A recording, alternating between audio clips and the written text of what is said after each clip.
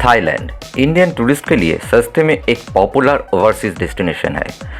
Thailand के नाम सुनते ही हम लोगों के दिमाग में बैंकॉक, फुकेत और पटाया के नाम आ जाते हैं। बढ़ते हुए भारतीय टूरिस्ट के संख्या थाई गवर्नमेंट भी नज़रअंदाज नहीं किए और इंडियन पासपोर्ट होल्डर्स के लिए वीज़ा ऑन अराइवल एकदम फ्री ऑफ कॉस्ट कर दिए थे।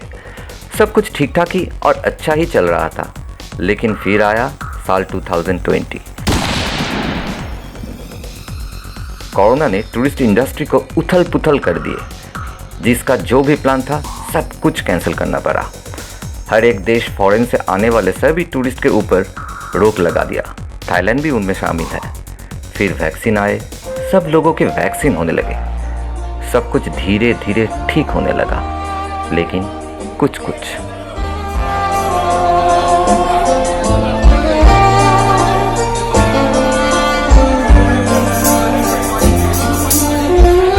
मैं हूं सुदीप्तो और आप देख रहे हैं आपका travel channel vagabond travel guide.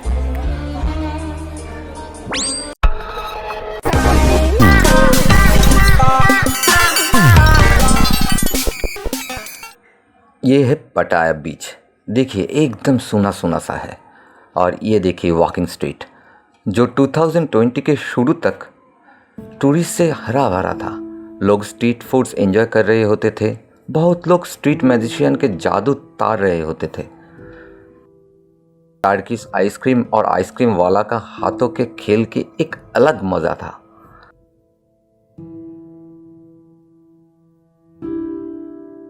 लेकिन आज सब कुछ सूना सूना है, चारों ओर सन्नाटा। कोरोना ने एक झटके में सब कुछ छीन लिया हो जैसे।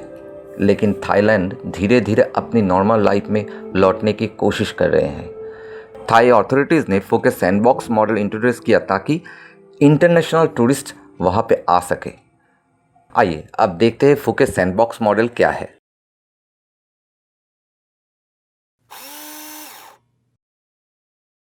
फुकेत सैंडबॉक्स असल में थाई गवर्नमेंट की एक मॉडल प्लान है, जो फुल्ली वैक्सीनेटेड इंटरनेशनल ट्रैवलर्स को थाईलैंड में एंट्री लेने के और विदाउट होटल क्वारंटीन थाईलैंड में रहने की छूट देती है। लेकिन उसमें भी कुछ शर्त है। इंटरनेशनल ट्रैवलर्स सिर्फ और सिर्फ फुकेत से ही थाईलैंड में एंट्री ले सकते हैं।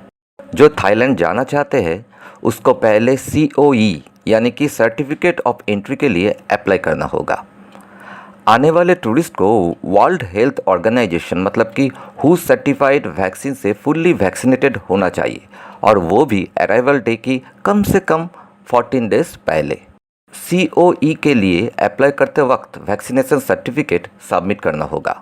इंटरनेशनल ट्रैवल हेल्थ इंश्योरेंस जो कोविड-19 रिलेटेड ट्रीटमेंट को कवर करते हैं, ये भी करवाना मैंडेटरी है, और इंश्योरेंस कवरेज $1 लाख से कम नहीं होना चाहिए।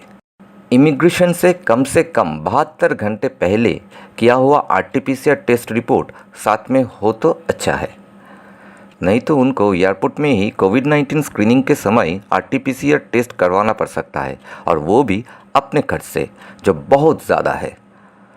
उसके बाद थाई गवर्नमेंट की ठीक किया हुआ होटल में ही आपको रुकना होगा। जब तक RT-PCR टेस्ट रिपोर्ट नेगेटिव ना आए तब तक वो टूरिस्ट होटल के बाहर नहीं निकल सकते, खर्च खुद का।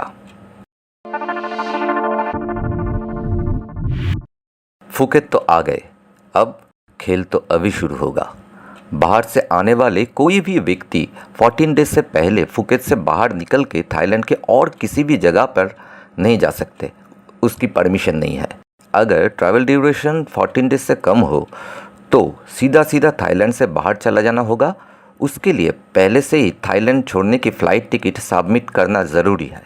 इस 14 डेज़ फुकेत में रहने के दौरान एक ट्रैवलर सामुई, क्राबी घूमने जा सकते हैं, लेकिन उसी दिन लौट के वापस भी आना होगा।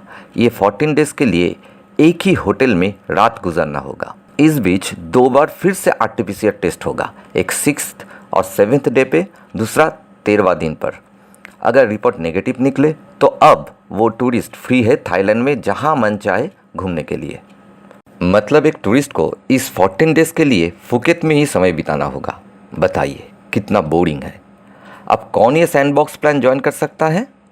लो और मीडियम रिस्क वाले कंट्री से ही फुल्ली वैक्सीनेटेड ट्रैवलर्स जो 18 साल के ऊपर हो।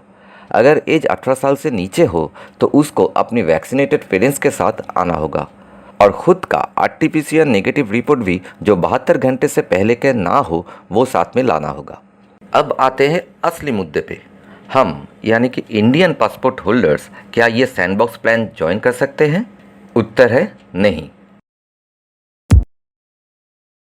मतलब अभी नहीं, लेकिन सुनने में आ रहा है कि थाई गवर्नमेंट बहुत जल्द ही मतलब 2022 के शुरुआत में ही हम लोगों के लिए भी दरवाज़ा खोल देगा।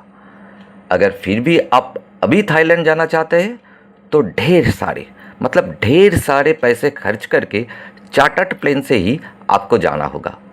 चलिए अभी रुक जाते हैं थोड़े दिन और 2022 तक अपना थाईलैंड घूमने के प्लान पोस्टपोन करते हैं। अब तक के लिए इतने ही, फिर लौटेंगे एक नई वीडियो के साथ।